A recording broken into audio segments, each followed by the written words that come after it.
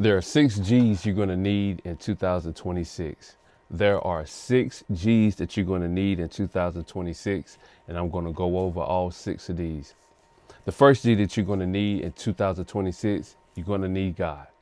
It doesn't matter what you call him God, you call him Jehovah, you call him Muhammad, whatever it is that you choose to call him, but you got to have a connection with your creator because your creator is your guide. With God, you won't move alone. You're going to move aligned. Whenever we have God, God turns pressure into purpose. Whenever we have God, we understand that God just doesn't guide our steps. He strengthens our stance.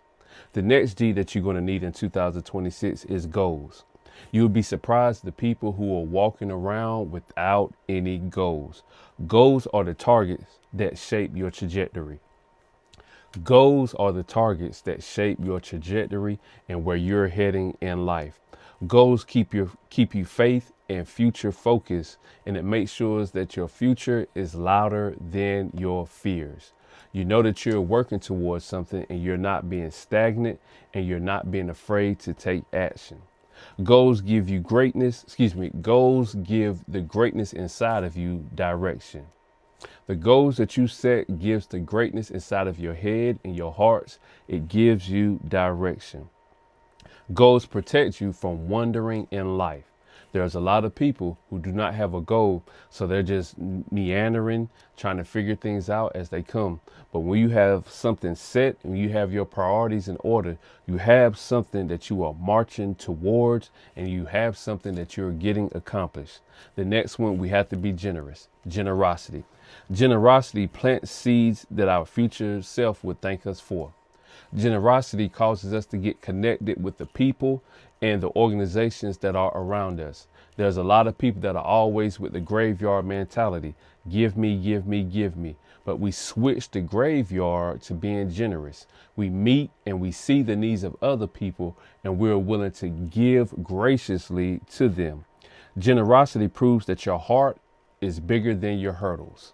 There may be some things that get in your life that you're going to have to overcome or maybe even go around, but you can still be generous to your fellow man.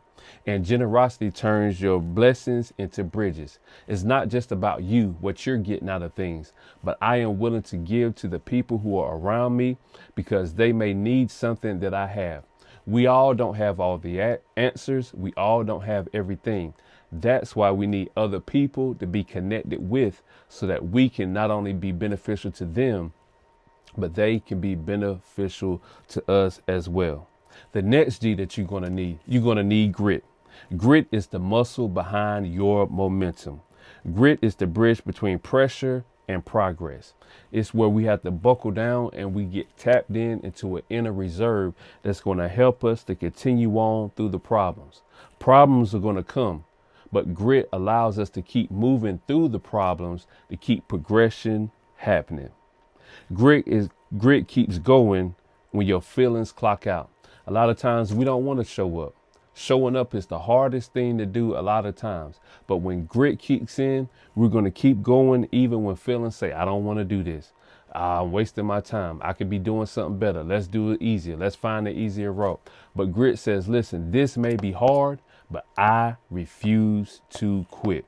And whatever it is that's inside of you, whatever goals that the Creator has implanted inside of you, is going to take grit. There's going to be some times when you're frustrated, you're confused, and you don't know what your next steps is, and it may look like it's just too big for you to do. But grit is what's going to keep you going when things get tough. And grit doesn't ask for it to be easy. I just need to know it's possible. Grit says it doesn't need to be easy. I just need to know that it's possible for me. And when you get that mindset in your mind that it's possible for you, you'll be willing to do whatever it takes to get what you need to get. The next one is grace. Grace is the power that softens the hard spaces in our hearts. Grace makes room for mistakes and momentum. A lot of times, the hardest person that we are hard on isn't people around us, it's ourselves. We're so hard on ourselves when we make mistakes. That internal voice, that internal critic runs and ruins our life. But grace gives us room for the mistakes. I'm not going to be perfect. but it's about progression, and I'm going to get the momentum going. Grace lets you grow without guilt. Understanding, hey, I made a mistake, but I'm not a bad person. And even though I did make that mistake, I can keep growing and I can become better. Grace fills the gaps that grit can't cover. Grit is good, but grace is the covering over that. Because grit is going to cause you to make mistakes, and grace is going to understand that these mistakes are going to happen, but understanding that that does not define me. And just because I made a mistake, grace helps me to keep moving forward, and it allows me not to be so hard on myself and not to be so hard on other people, because we all make mistakes. We all have done some things that we're not proud of and we wish we can do better. And when grace allows us to extend it to them, but also reciprocate it towards ourselves. The next G you're going to need is going to be the last G. Yeah, one. Let me look over this. 1, 2, 3, 4, 5. Yep, we're on the last G. So I'm going to run over the other G's before. The first G you need, you're going to need God as your guide. You're going to need goals. Goals are the targets that shape your trajectory. You're going to need generosity. Generosity gives instead of always taking. You're going to need grit, which is the muscle behind your momentum. You're going to need grace. That is the power that softens the hard places. And the last one is one of my favorites after God. It's got to be gratitude. Gratitude is the lens that changes everything. Gratitude is saying, hey, this could be one way, but I'm grateful for it. I'm thankful for the opportunity. Gratitude upgrades your outlook before your outcome. Things may not be looking good right now, but I'm already in a position mentally, in my heart and in my mind, that I'm expecting great things. And I'm thankful for exactly where I am. Gratitude shifts your mood so that you can shift your moves. Gratitude shifts your mood so you can shift your moves. Whenever your mood changes, your moves change too. And when you start being grateful for every breath you take, every moment you have, you start moving different.